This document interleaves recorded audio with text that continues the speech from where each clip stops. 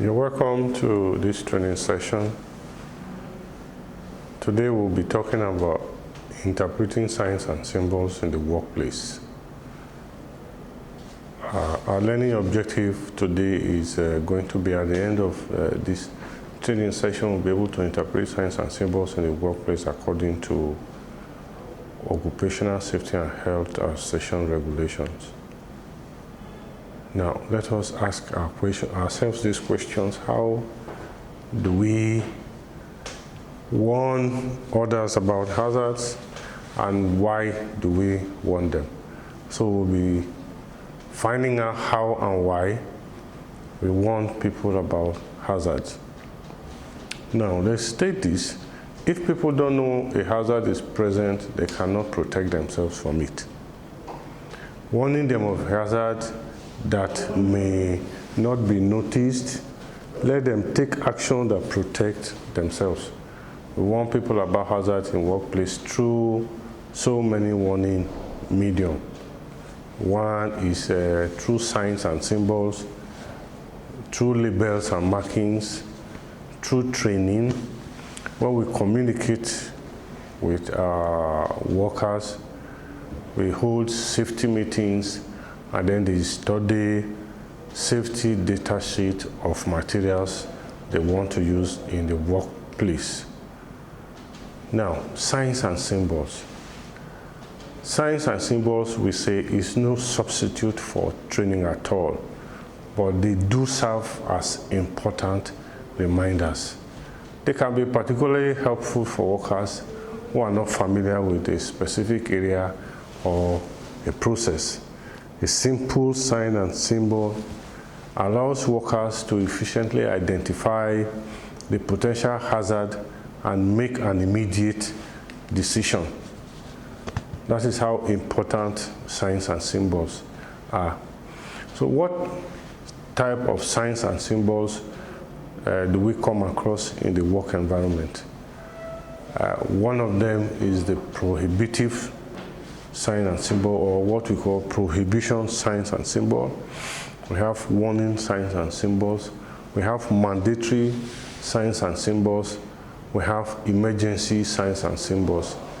The prohibition signs and symbols are very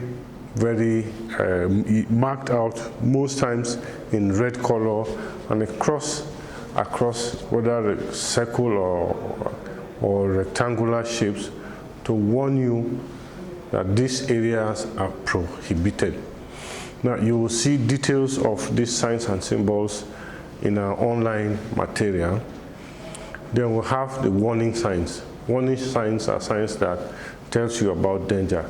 Where you have sometimes high voltage, you see warning signs on the equipments that are handling or harboring the high voltage. So you always see a high voltage signs there, where you have poisonous chemicals or substances around, or where you're walking and there's a ditch before you. Most times you'll see a hand with a stop inscribed in it, telling you or warning you about where you are going to. Now, mandatory signs are signs that has to do majorly with our PPE. Those are mandatory signs. Areas you cannot access in the work area until you have your PPE on, whether it's your hard helmet, your face shield, your respirator, your ear mufflers, your safety shoes, your gloves. These signs show you where you are to approach or not. Then we have emergency signs. The common emergency signs are signs that warn us or show us fire exits. Signs that show us fire exits, escape routes, muster points. You have equally a fire hose reel sign. In cases of emergency where you have to access fire hose reel as first aid measure to fire situations. Those are emergency signs. Now, we talk about emergency. Emergencies are occurrences, events that occur that may endanger the life of the employee. Now, this emergency takes different forms. It can be natural, it can be work-related emergency, it can be external to our environment. But we have means of dealing with these emergencies.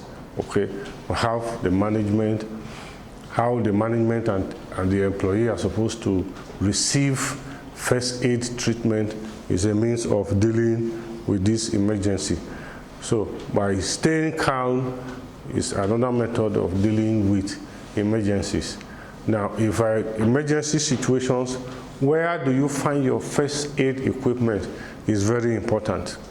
It is important that your first aid equipment are easily accessible, they are clearly visible, they must contain first aid kit, and there should be a sign to show that this is where the first aid equipment is located, so that in cases of emergency, we can easily access this first aid equipment. One of the things that can, a leading cause of emergencies in the workplace is when we lift, the way we handle and lift heavy objects in the work environment, leading to cause a lot of back injuries. A lot of workers, the way they lift things, the way they lift items, a lot has to do, it causes a lot of back injury onto them. So by the time you come for our practical sessions, you will be taught how to lift heavy objects or anything at all from the floor. The safe lifting and handling techniques. We have enumerated a lot of the points on how to lift and handle heavy loads in our online materials. So if you visit our online materials, you will know more of them. Now, what are the common causes of fire in the workplace, especially in our work environment?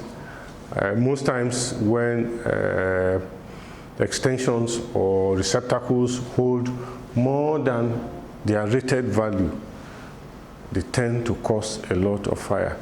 So faulty electrical equipment cause a lot of fire. These are emergencies in our work area. So we should be abreast, we should know, we should have this knowledge of the few things that cause fire emergencies, a few things that we need to deal with emergencies when they happen. We need to know about our safe lifting and handling techniques. Like I said, it's a lot, a reason, one of the reasons why there are so many emergencies in the workplace, because when workers lift and they hurt their back, it arises, give rise to emergencies. And we talked about where to find first aid equipment. We said it must be accessible. Our first aid equipment must be accessible. It must be clearly visible. The first aid kit must have a sign, a cross sign with red ink, properly red ink with a cross sign. Then we talked about dealing with emergencies. We talked about the types of emergency, natural, work-related, and external emergencies. We talked about different signs and symbols, the emergency signs, the mandatory signs, the warning signs, and the prohibition signs. Signs and symbols, those are very, very important in keeping ourselves safe in our work environment. At the end of this note, at the end of this training session, if you visit our online platform, you will see a lot on this in our course materials. Thank you very much. I am Engineer Gilmore.